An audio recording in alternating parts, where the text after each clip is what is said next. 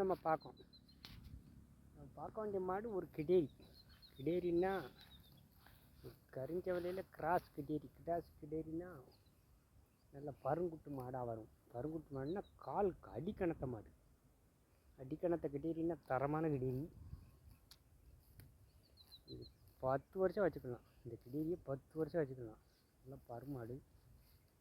கட்டி வெட்டக்குறுக்குன்னா கிலோமீட்டர் தாங்கும். இந்த மேனி இருந்துச்சுன்னா கிலோமீட்டர் தாங்கும். தரமான கிடேரி, தரமான மாடாக வரும். நல்ல கிடேரி.